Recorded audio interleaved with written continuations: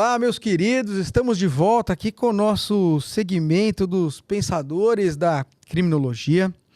E esse autor aqui, pode pôr na tela já, Renan, para mim? É um autor, Michel Foucault, veja. É um dos autores, um dos filósofos, talvez, mais influentes do século XX. Quem nunca ouviu falar do Michel Foucault? É até interessante, no filme do Tropa de Elite, né, naquela cena que o Matias tá lá na faculdade e tal, o professor de sociologia tá falando do Foucault lá, ele tá fazendo um seminário sobre o Foucault. Interessante, né, que o Padilha colocou isso no filme lá. Mas, falando sobre o Foucault aqui, olha, a obra dele é tão extensa, tão estudada, que eu não tenho nem a pretensão de cobrir aqui o Foucault aqui como filósofo aqui. Mas eu quero trazer aqui algumas reflexões do Foucault para o que a gente faz aqui na criminologia, né? Primeira coisa, um negócio que o Foucault estuda, que eu acho que a gente vai aproveitar aqui, é a questão do poder, né? Poder aqui para a criminologia é igual controle social. E você assistindo essa série aqui, nossa, já deve ter percebido que controle social e sistema penal são coisas que andam juntas, ou sistema de justiça criminal e direito penal, enfim, são coisas que andam juntas e é um debate absolutamente essencial no mundo da criminologia. Foucault, ele viveu no século XX, né? Ou seja, toda essa análise dele foi desenvolvida concomitantemente à Escola de Chicago, à sociologia americana, 1000 teorias que você já conhece, já sabe, já estuda, né? De forma que há um grande diálogo filosófico entre o que ele fez e a obra de todos esses outros autores. Olha só. O grande livro dele, para o que a gente faz aqui, é esse aqui: Vigiar e Punir, Nascimento da Prisão. Veja que o Foucault, ele escrevia sobre o que ele chamou de microfísica do poder. E ele falava assim, olha, quando a gente olha, não é, a questão de como nas relações de poder alguém vai exercer um poder, né, sobre outra pessoa, a gente pode analisar isso de um ponto de vista macro, né, de um ponto de vista histórico, enfim, em larga escala, e você pode também observar isso por meio das instituições humanas e de como elas efetivamente acontecem no microcosmo da sociedade, né? E isso era o que ele chamava de microfísica do poder. Claro que eu estou simplificando, estou vulgarizando, estou mastigando para você. Os filósofos vão querer me matar depois desse vídeo, mas o fato é que era disso que ele estava falando, né? Muito bem. E ele vai dizer o seguinte, ele fala, olha, hoje, né, os sistemas de controle, de vigilância, veja que ele está conversando com o Garland também, né, que vai falar sobre isso. Nós temos um vídeo do Garland nessa nossa série aqui. Ele vai falar o seguinte, olha, os sistemas de controle social, eles não só vão servir como punição, mas eles vão efetivamente, em cada instância da vida da pessoa, administrar, né, o comportamento dessas pessoas. E ele chama isso de biopoder, né? E ele chama essa série de relações pelas quais as pessoas vão passar, essa série de controles por onde as pessoas vão passar pela sua vida, de microfísica do poder, né? Então veja que para ele, né, o sistema de controle social, o mecanismo de controle social, não é só o sistema de justiça criminal. Ele não está se referindo só a isso, ele está se referindo a todas as outras instâncias da nossa vida em que nós passamos por processos de sociabilização e que vai estabelecer normas, conformidade social e vai estabelecer comportamentos esperados. Veja que aqui, por exemplo, a gente também pode relacionar com a ideia de comportamento esperado, conformidade social e comportamento desviante que vai ser criminalizado, né?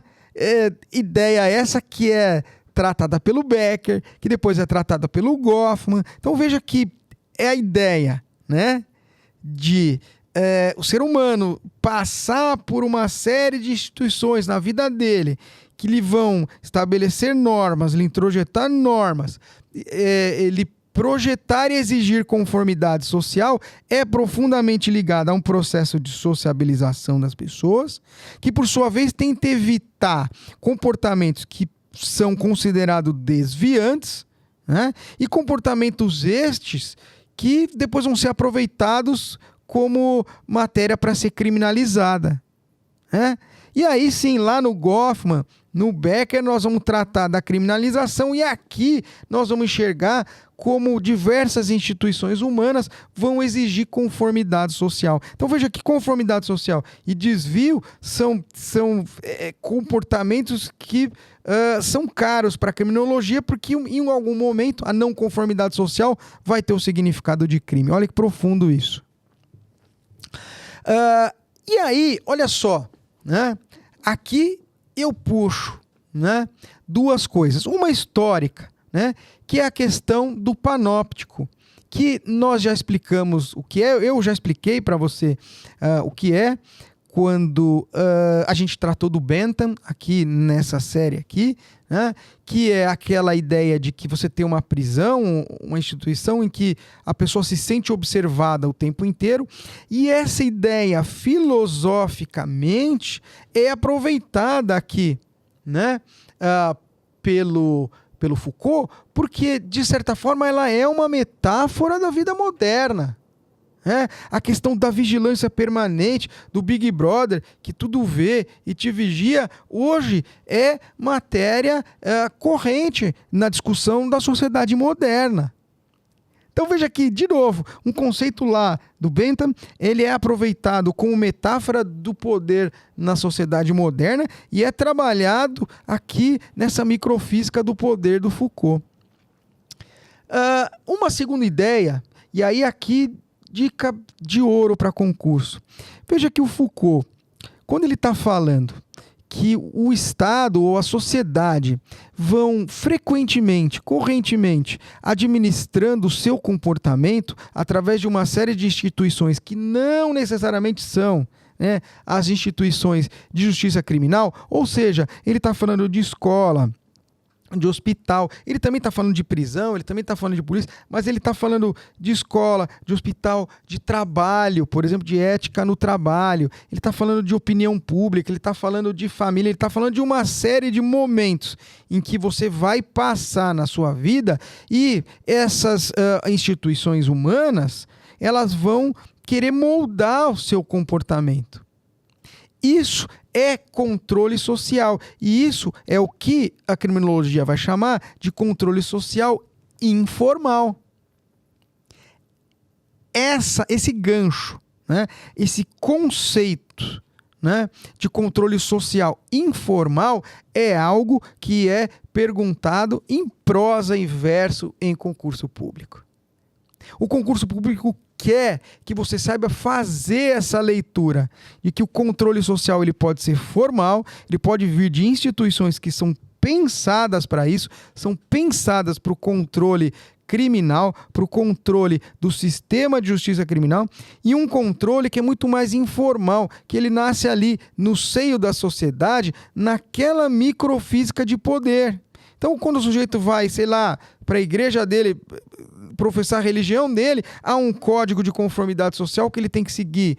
Quando ele vai trabalhar a um código de conformidade social de que é esperado dele. Quando ele está lá vivenciando os debates dele na opinião pública, na imprensa, há um código de conformidade social ao qual ele tem que se ajustar. Então veja que a todo momento, né, há um estabelecimento de normas, às vezes até tácitas, que vão condicionar o comportamento da pessoa.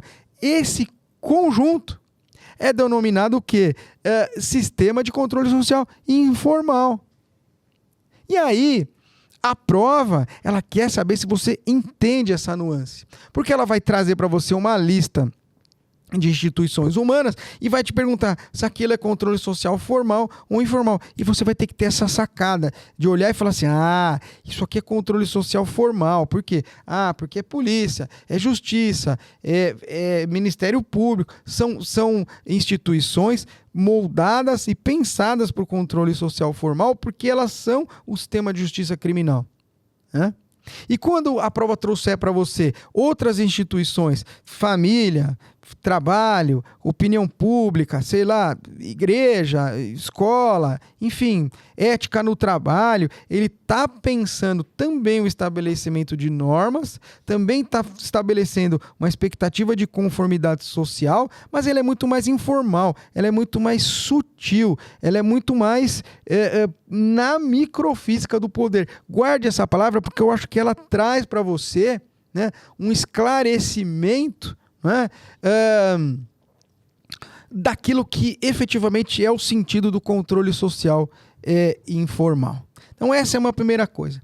E a segunda coisa que pode vir ser debatida, e aí eu acho que muito mais em prova de dissertativa ou em prova oral, é a questão da vigilância, né? É a questão do controle social por meio da vigilância. Né? Veja que hoje a gente vive um momento de alta tecnologia, né? De sistemas de vigilância cada vez mais ativos, né? Que hoje usam algoritmos, inteligência artificial. Né? Nós estamos todos ligados, nós temos nossa atividade muito ligada às redes sociais. Então essa presença digital nossa, ela é apreendida, ela é captada, não é? E ela é utilizada para vigilância e também para o fornecimento de produtos que vão moldar o nosso comportamento. Né? Não tenha dúvida de que no que se refere a redes sociais, você é o produto. Não é? Você, o seu comportamento é o produto das redes sociais. Isso é uma ideia profundamente, né, de panóptico do Foucault. Você sendo observado o tempo inteiro e aquilo, ao mesmo tempo em que está presente de forma absurda na sua vida, por um outro lado, também tenta moldar o seu comportamento. Gente, rede social, nesse sentido, é uma grande forma de controle social informal. Não é?